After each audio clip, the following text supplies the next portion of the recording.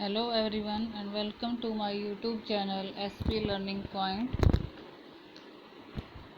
इस वीडियो में आपके लिए मैं लेकर आई हूँ NCERT हिस्ट्री से रिलेटेड वेरी इम्पोर्टेंट क्वेश्चन, जो कि हर एक जो कॉम्पिटिटिव एग्ज़ाम है उसके लिए ज़रूरी है। तो इस सीरीज़ में मैं 25 क्वेश्चन पहले एक वीडियो में करवा चुकी हूँ।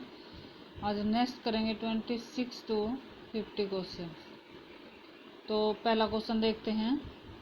फर्स्ट क्वेश्चन है, यानी 26 नंबर क्वेश्चन है, कालाशोक की राजधानी कौन सी थी। कालाशोक का मतलब है कि अशोक के काल की जो राजधानी थी, सम्राट अशोक के काल की राजधानी कौन सी थी, तो वो थी पाटलिपुत्र।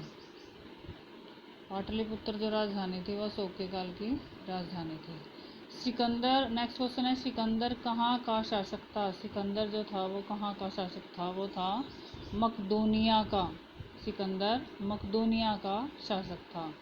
नेक्स्ट क्वेश्चन है, जैन धर्म के 24वें तीर्थकर कौन थे। जैन धर्म जो था, जैनियों से रिलेटेड जो जैन धर्म है, तो इसके जो 24वें तीर्थकर थे वो कौन थे, तो वो थे महावीर।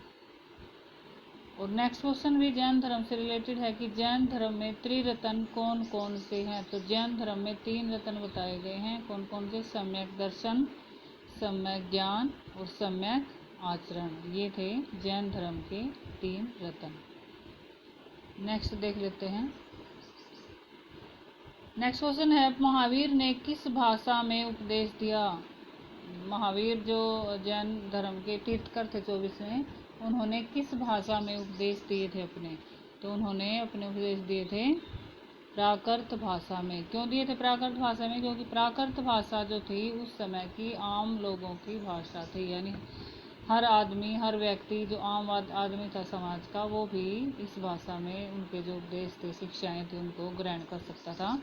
इसलिए जो महावीर जी थे उन्होंने जैन धर्म के जो उपदेश थे प्राकृत में दिए थे। और नॉट इवन जैन धर्म के ही जो उपदेश थे वो प्राकृत में दिए गए, बल्कि बौद्ध धर्म के जो उपदेश थे वो भी ज़्यादा से ज़्यादा प्राकृत भाषा में दिए, क्योंकि ये जनमानस की भाषा थी उस समय में।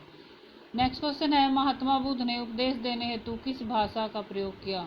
तो महात्मा बुद्ध ने भी, देखो क्वेश्चन आ गया नेक्स्ट, कि महात्मा बुद्ध ने भी उपदेश देने के लिए कौन सी भाषा का प्रयोग किया, पाली या प्राकृत। यानी पाली इसी का रूप था, जिसको प्राकृत भी कहा जाता है। पाली या प्राकृत भाषा का उन्होंने प्रयोग किया, क्योंकि जनमानस की भाषा थी। नेक्स्ट क्वेश्चन है, बौद्ध धर्म के त्रिरत्न कौन कौन से है। बौद्ध धर्म जो था, जैसे जैन धर्म के 3 रत्न बताए गए, ऐसे बौद्ध धर्म के 3 रत्न हैं। तो कौन कौन से है वो, बुद्ध, संघ और धम्म। बुद्ध संगठन, संघ यानी संगठन, और धम्म यानी धर्म। महात्मा बुद्ध द्वारा दिए गए प्रथम उपदेश को क्या कहा जाता है। महात्मा बुद्ध ने जो बौद्ध धर्म का प्रथम उपदेश दिया उसको क्या कहा जाता है। Very important question for exam. तो उसको कहा जाता है धर्म चक्र परिवर्तन। यानी महात्मा बुद्ध द्वारा जो पहला उपदेश दिया गया उसको क्या कहा गया, धर्म चक्र परिवर्तन। नेक्स्ट क्वेश्चन है, अशोक ने कलिंग पर आक्रमण कब किया। अशोक ने कलिंग पर आक्रमण कब किया। तो अशोक ने कलिंग पर आक्रमण 261 ईस्वी पूर्व किया। ईस्वी पूर्व बताया था, जैसे BC मतलब यानी कि बिफोर क्राइस्ट एरिया। तो ईस्वी पूर्व मतलब BC यानी ईसा के जन्म से पहले। ये 6th क्लास के फर्स्ट चैप्टर में तिथियां वगैरह बताई गई हैं, तो वो वीडियो मैंने करवाई है, वो चाहे तो देख सकते हैं आप। तो अशोक ने कलिंग पर आक्रमण कब किया, तो 261 ईस्वी पूर्व अशोक ने कलिंग पर आक्रमण किया था। और कलिंग एक ऐसी जगह थी जहाँ पर जब कलिंग के युद्ध के बाद जो अशोक थे वो युद्धों से वो हट गए थे, यानी युद्ध उन्होंने करना छोड़ दिया था, और उन्होंने क्या कर लिया था, बौद्ध धर्म को अपना लिया था। बौद्ध धर्म को उन्होंने अपना लिया था कलिंग युद्ध के बाद। तो कलिंग युद्ध उनके जीवन का आखिरी युद्ध था, ये भी कहा जा सकता है। नेक्स्ट है 35 क्वेश्चन नंबर 35।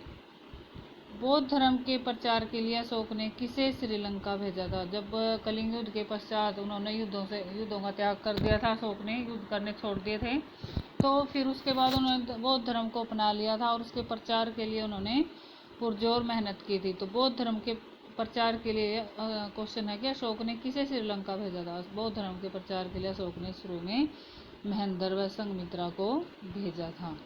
प्रथम नेक्स्ट क्वेश्चन है, प्रथम विधि निर्माता कौन है। विधि निर्माता किसको माना जाता है? सबसे पहला जो विधि निर्माता था वो कौन था?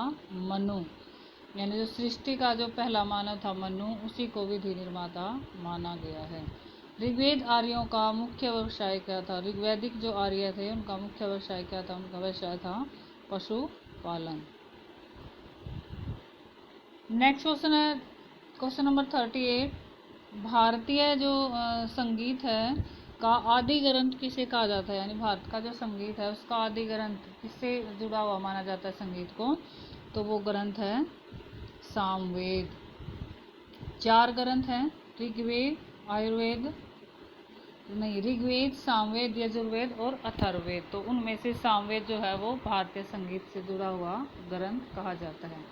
नेक्स्ट क्वेश्चन है, अस्तोमा सदगम्य कहाँ से लिया गया है? ये कि अस्तोमा सदगम्य कहाँ से लिया गया है? ये ऋग्वेद से लिया गया है।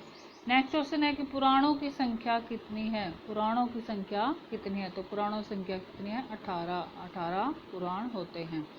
वेद 4 होते हैं और पुराण कितने होते हैं? 18 होते हैं। वेदों को नेक्स्ट क्वेश्चन है 41, वेदों को अपौरुषेय क्यों कहा जाता है? तो वेदों को अपौरुषेय क्यों कहा जाता है? क्योंकि वेदों की रचना देवताओं द्वारा की गई है। वेदों की रचना किसके द्वारा मानी गई है? देवताओं के द्वारा मानी गई है। नेक्स्ट क्वेश्चन, वैशेषिक दर्शन के प्रतिपादक कौन है? वैशेषिक जो दर्शन है उसके प्रतिपादक किसको माना गया? उलूक कणद को।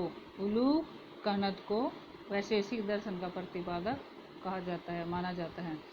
नेक्स्ट क्वेश्चन है, वेदांत या उत्तर मीमांसा दर्शन के प्रतिपादक कौन है? वेदांत या उत्तर मीमांसा दर्शन के प्रतिपादक कौन है? तो उसके प्रतिपादक है बादरायण। बादरायण जो है उत्तर मीमांसा दर्शन के प्रतिपादक माने गए हैं। नेक्स्ट क्वेश्चन इज 800 ईस्वी पूर्व से 600 ईस्वी पूर्व का जो काल है वो किस युग से जुड़ा हुआ है?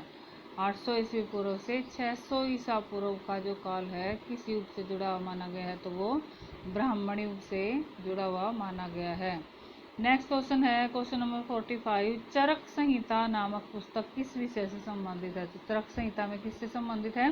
चिकित्सा, इसमें चिकित्सा से संबंधित सारा कुछ दिया हुआ है। जो चरक संहिता जो पुस्तक है वो किससे संबंधित है? चिकित्सा से संबंधित है। नेक्स्ट क्वेश्चन है कि कर्म का सिद्धांत संबंधित है, कर्म का सिद्धांत संबंधित है किससे? मीमांसा से। कर्म का सिद्धांत मीमांसा से संबंधित है। क्वेश्चन नंबर 47 है, आरंभिक वैदिक साहित्य में सर्वाधिक वर्णित नदी कौन सी है? आरंभिक जो वैदिक साहित्य है इसमें कौन सी नदी का सबसे अधिक जिक्र किया गया है? तो वो नदी है सिंधु नदी। नेक्स्ट क्वेश्चन है क्वेश्चन नंबर 48, सुलभ सूत्र किस विषय से संबंधित पुस्तक है? सुलभ सूत्र जो पुस्तक है वो किस विषय से संबंधित है? तो वो ज्यामिति से संबंधित है। नेक्स्ट क्वेश्चन है कि कृष्ण भक्ति का प्रथम एवं प्रधान ग्रंथ कौन सा है? श्री कृष्ण की भक्ति का प्रथम और प्रधान ग्रंथ कौन सा है? श्रीमद् भागवत गीता। ये तो सभी को पता होगा। नेक्स्ट क्वेश्चन है, प्राचीन भारत में निष्क से जाने जाते हैं। प्राचीन भारत में निष्क किन को कहा जाता था? जो स्वर्ण आभूषण होते थे उनको प्राचीन भारत में क्या कहा जाता था? निष्क कहा जाता था। निष्क कहा जाता था।